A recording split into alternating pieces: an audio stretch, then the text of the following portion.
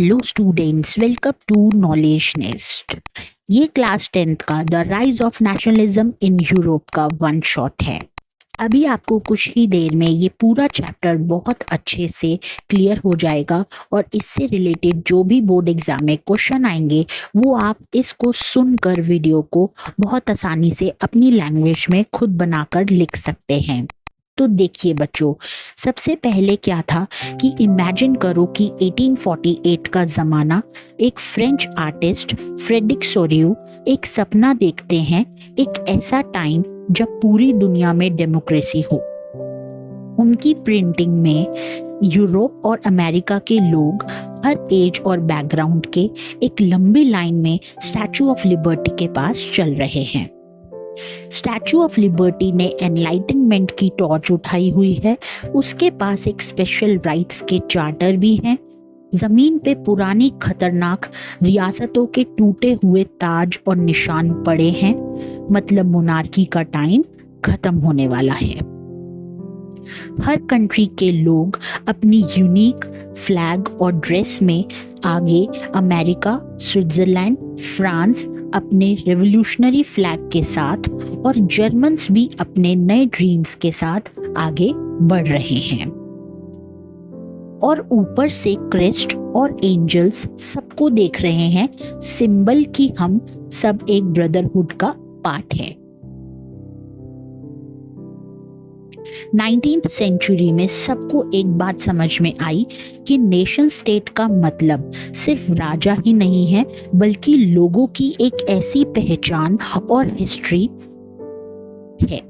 ये चीज रेवोल्यूशन के बाद फ्रांस में दिखने लग गई। पहले राजा था, अब लोगों की सरकार है। सब एक फ्लैग के नीचे आ गए हैं, न्यू लॉज आए हैं और पेरिस वाली फ्रेंच लैंग्वेज ही नेशनल लैंग्वेज बन गई। फ्रेंच लोग तो सिर्फ अपने देश में ही नहीं, यूरोप के बाकी पार्ट्स में भी डेमोक्रेसी और फ्रीडम के आइडिया स्प्रेड कर रहे थे। हर जगह स्टूडेंट्स जैकोबिन क्लब्स बना रहे हैं। लेकिन फिर आया नेपोलियन, जिन्होंने डेमोक्रेसी तो खत्म की पर नया सिस्टम बनाया, सिविल कोड, जिसमें उन्होंने सबके लिए इक्वालिटी करी और फ्यूडल सिस्टम को बिल्कुल बंद कर दिया। शुरू में फ्रेंच रूल सबको अच्छा लगा, लेकिन जब टैक्स भर भर के लोग परेशान होने लगे और आर्मी में जबरदस्ती भर्ती होने लगा तो सबका मूड खराब हो गया। नेपोलियन की हार के बाद यूरोप के किंग्स वापस मिल गए ट्रीटी ऑफ वीना में। सोचा कि मोनार्की को दोबारा स्ट्रांग बनाना है और पुराने राजे ही वापस लाने हैं। पर लोग चुपचाप कुछ उनके रेवोल्यूशन की प्लानिंग करने लगे। सीक्रेट सोसाइटीज, जिसमें जिसिपी मजीनी जैसे फाइटर्स का रोल सबसे इम्पोर्टेंट था। 1830s और 1840s में हर जगह रेवोल्यूशन मचने लगा। फ्रांस में मोनार्की गिर गई, बेल्जियम ने आजादी ले ली, ग्रीस ने फाइटिंग से अपनी कंट्री को आजाद कर लिया। नेशनलिज्म सिर्फ सोल्जर्स ने नहीं फैलाया, आर्टिस्ट, पोएट्स, म्यूजिशियंस सबने अपनी कंट्री की रूट्स ढूंढकर कल्चर नेशन की फील जगाई। फोक स्टोरीज कलेक्ट हुई, जैसे ग्रिम ब्रदर्स ने की जर्मनी की रियल पहचान दिखाने के लिए। पोलैंड में भी अपनी पॉलिश लैंग्वेज को रशियंस के खिलाफ प्रोटेस्ट के तौर पर यूज किया गया। 1848 यूरोप में भूख और गरीबी इतनी बढ़ गई कि लोग सड़कों पर आ गए। पेरिस में मोनार्की गिर गई, जॉब्स के लिए वर्कशॉप बने। जर्मनी के वीवर्स ने भी प्रोटेस्ट किया, बट आर्मी ने गोली चला दी। मिडिल क्लास एजुकेटेड लोग कंट्री की यूनिटी के लिए प्रोटेस्ट कर रहे थे। फ्रैंकफर्ट में असेंबली बनी, कॉन्स्टिट्यूशन बनाया, पर राजा ने पावर लेने से मना कर दिया। महिलाएं भी प्रोटेस्ट में शामिल थीं, पर वोटिंग राइट्स डिनाई कर दिए गए।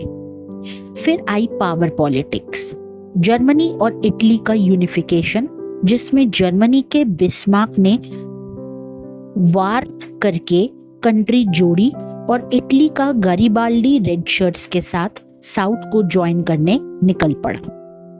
ब्रिटेन का केस अलग था। यहाँ रेवोल्यूशन की जगह धीरे धीरे इंग्लिश पार्लियामेंट ने सब पर इन्फ्लुएंस जमा लिया। स्कॉटिश, आयरिश सब इंग्लैंड के इन्फ्लुएंस में आ गए। आर्टिस्ट ने नेशन को फीमेल फिगर की फॉर्म में इमेजिन किया, जैसे कि फ्रांस की मैरियाने या जर्मनी की जर्मेनिया। ये रियल नहीं है, लेकिन एक आइडिया है नेशन का। 19th सेंचुरी के एंड तक नेशनलिज्म एक काफी टॉक्सिकली कॉम्पिटिटिव आइडिया बन गया। हर कंट्री दूसरे पे एज लेना चाहती थी। बाल्कन्स रीजन मोस्ट डेंजरस बन गए और यहीं से फर्स्ट वर्ल्ड वॉर की शुरुआत हो गई। लेकिन यही नेशनलिज्म बाद में यूरोपियन कॉलोनीज में भी स्प्रेड हुआ। लोग अपनी इंडिपेंडेंट नेशंस बनाना चाहते थे। हर जगह नेशनलिज्म अलग रंग में दिखाई दिया, पर आइडिया एक था, एक यूनाइटेड नेशन बनो। तो बच्चों, ये थी यूरोप के नेशनलिज्म की कहानी। एक ड्रीम, फिर स्ट्रगल, फिर पॉलिटिक्स और एंड में हर कॉर्नर में डाइवर्स नेशंस। तो आप मुझे बताएं कि आपको ये सुनने में मजा आया? तो अगर आपको मजा आया तो इस वीडियो को लाइक करें, मेरे चैनल को सब्सक्राइब करें और इस वीडियो को ज़्यादा से ज़्यादा शेयर करें।